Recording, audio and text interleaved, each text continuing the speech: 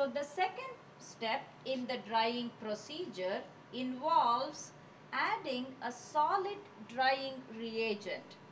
The solid drying reagent we are going to add is potassium carbonate. Remember, we used sodium sulfate or magnesium sulfate in our previous experiments. Why am I using potassium carbonate today?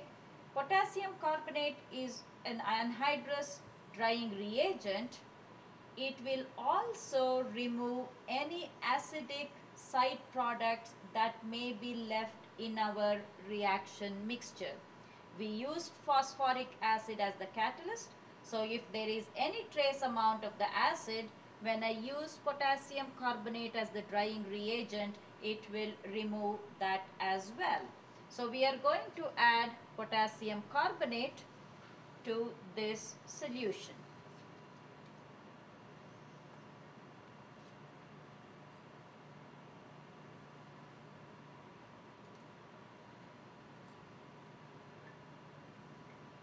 Add some potassium carbonate, shake the mixture and see if there is any free floating potassium carbonate left.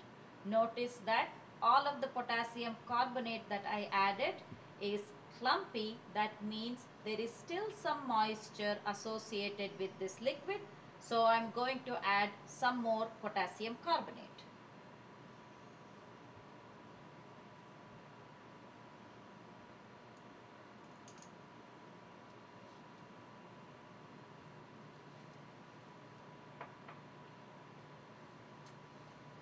Keep the drying reagent jar covered at all times.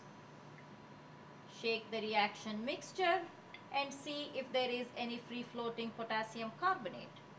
Continue to do this process of adding potassium carbonate, shaking the reaction mixture and noticing if there is any free potassium carbonate left till you indeed have some free floating potassium carbonate.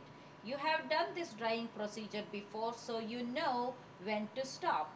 After you have added enough potassium carbonate, leave this test tube aside for the product to dry for at least 5 minutes. While that is in progress, what you want to do is clean this setup, because we are going to use the same distillation setup for second part of the experiment.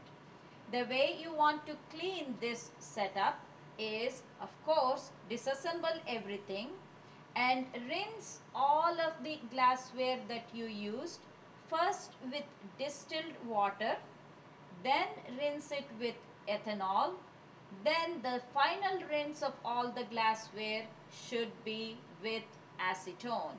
So once you have done all of these rinsings and also making sure that everything is dry, we are ready for the second distillation, in which we are going to separate our product from any oxylene that may be present along with it.